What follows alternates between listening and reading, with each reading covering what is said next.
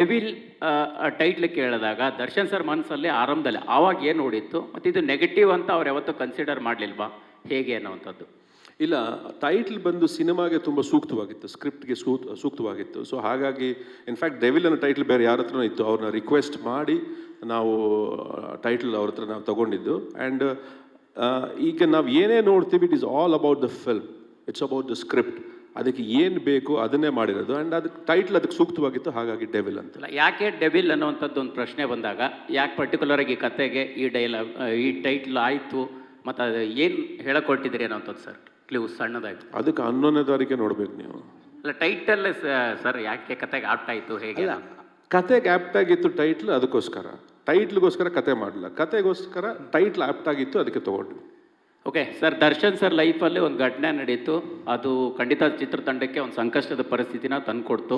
But ಅದು before ನೀವು shoot ಮಾಡುವಂಥ ಪ್ಲ್ಯಾನು ಮತ್ತು ಅವರು ಹೊರಗಡೆ ಬಂದ ನಂತರ ಶೂಟ್ ಮಾಡಿದಂತಹ ಸನ್ನಿವೇಶ ಎಷ್ಟು ಡಿಫಿಕಲ್ಟ್ ಆಗಿತ್ತು ನಿಮಗೆ ಅನ್ನುವಂಥದ್ದು? ಅಂದರೆ ಸಿನಿಮಾದ ಕೆಲವು ಪೋರ್ಷನ್ ಉಳಿಸ್ಕೊಂಡಿದ್ರಿ, ಅದನ್ನು ಬಂದ ನಂತರ ದರ್ಶನ್ ಅವರು ಆ್ಯಕ್ಟರ್, ಅವರು ಆವಾಗಲಿ ಅದಾದಮೇಲಾಗಲಿ ಸಿನಿಮಾ ಆ್ಯಕ್ಟ್ ಮಾಡಬೇಕಾದ್ರಾಗಲಿ ಈಸ್ ಅ ಪ್ರೊಫೆಷ್ನಲ್.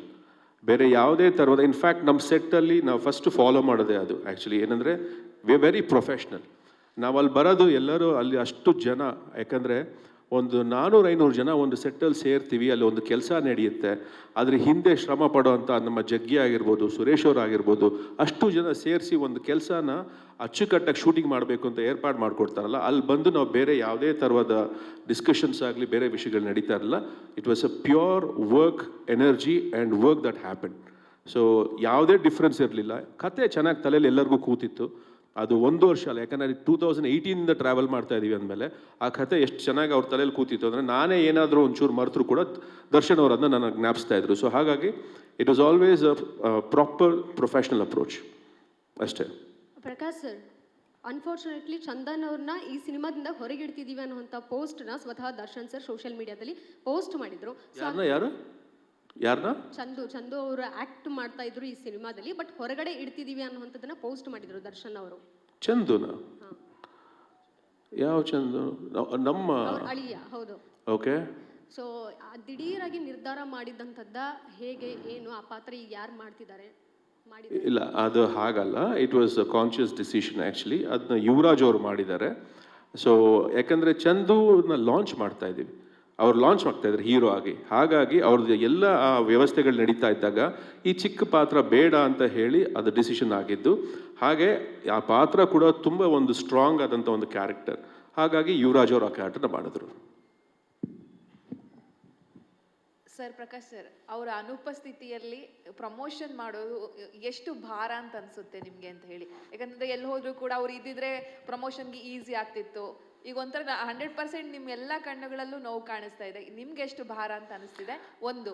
ಮತ್ತೊಂದು, ಅವ್ರು ಶೂಟಿಂಗ್ ಮಾಡುವಂಥ ಸಂದರ್ಭದಲ್ಲಿ ಆ ಬೆನ್ನೋವಲ್ಲೇ ಅವರು ಆ್ಯಕ್ಟ್ ಮಾಡಿದ್ದು, ಒಂದವರು ಅವರನ್ನು ಲಿಫ್ಟ್ ಮಾಡಿ ಸಡನ್ ಆಗಿ ಮಲಗಿದ ದೃಶ್ಯ ಸಿಕ್ಕಾಪಟ್ಟೆ ವೈರಲ್ ಆಯಿತು.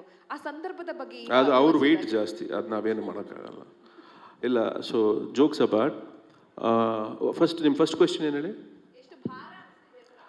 ಡೆಫಿನೆಟ್ಲಿ ನಾನು ಆಗಲೇ ಮೊದಲೇ ಹೇಳಿದಾಗೆ ದರ್ಶನ್ ಇಲ್ಲದೆ ಇರೋದು it's a very big what a vacuum. ಅದನ್ನು ನಾವು ಯಾವತ್ತೂ ತುಂಬಕ್ಕಾಗಲ್ಲ. ಇನ್ಫ್ಯಾಕ್ಟ್ ನಾನು ಈ ಪ್ರೆಸ್ ಮೀಟ್ನ ಸ್ವಲ್ಪ ತಡವಾಗಿ ಇಟ್ಕೊಂಡಿದ್ದೆ, ಬಂದು ಎಲ್ಲೋ ಒಂದು ಕಡೆ ಬರ್ತಾರೆ, ನಮ್ಮ ಜೊತೆಯಾಗಿ ಇರ್ತಾರೆ ಅಂತಲೇ ನಾನು ಅಂದ್ಕೊಂಡಿದ್ದು. ಸೊ ಆ ನೋವು ಖಂಡಿತ ಇದೆ. ಯಾಕಂದರೆ ದರ್ಶನ್ ನಾನು ಆಗಲೇ ಹೇಳಿದಾಗೆ ಜೊತೆಲಿದ್ದರೆ it's a very super strength for me. Not just as a person, as an actor, as a friend also. ನನಗೆ ಅವರು ಒಂದು ಸ್ಟ್ರೆಂತ್. ಅವರು ಆ್ಯಕ್ಚುಲಿ ನನ್ನ ಫ್ಯಾಮಿಲಿ ಫ್ರೆಂಡ್ ಅವರು. ಸೊ ಹಾಗಾಗಿ is definitely missed here, a lot missed. ಅದನ್ನು ಹೇಳಿ ಅವರ ಇಲ್ಲದೇ ಇದ್ರೂ ಕೂಡ ನಾನು ಇಲ್ಲಿ ತುಂಬ ಇದಾಗ ನಾನು ನೆನೆಸ್ಕೋಬೇಕಾದ್ರೆ ಏನಂದರೆ ಅವ್ರ ಫ್ಯಾಮಿಲಿ. ಆ್ಯಕ್ಚುಲಿ ಅದು ವಿಜಯಲಕ್ಷ್ಮಿ ಇರ್ಬೋದು, ದಿನಕರ್ ಇರ್ಬೋದು, ಅವರೆಲ್ಲರೂ ನಮ್ಮ ಜೊತೆಗೆ ಯಾವಾಗಲೂ ಏನೇ ನಿಮ್ಗೆ ಕೆಲಸ ಬೇಕಾದರೂ ಹೇಳಿ, ನಿಮ್ಗೆ ಏನೇ ಸಪೋರ್ಟ್ ಬೇಕಾದರೂ ಹೇಳಿ, ನಾವು ಮಾಡ್ತೀವಿ ಅಂತ ಜೊತೆಲಿ ನಿಂತರು. ಆ್ಯಂಡ್ ಅದಾದಮೇಲೆ ದರ್ಶನ್ ಅವರ ಸೆಲೆಬ್ರಿಟೀಸ್. ಆ್ಯಕ್ಚುಲಿ ನಿಜ ಹೇಳಬೇಕು ಅಂದರೆ ಅವರು ಅಷ್ಟು ನಮ್ಮನ್ನ ತೊಂದರೆ ಆಗಲಿ, ಇಲ್ಲ ನಾವು ಅದನ್ನ ಮಿಸ್ ಮಾಡ್ಕೊಳ್ಳೋ ಅಂಥ ಒಂದು ಪರಿಸ್ಥಿತಿಗೆ ತಳ್ಳಲಿಲ್ಲ.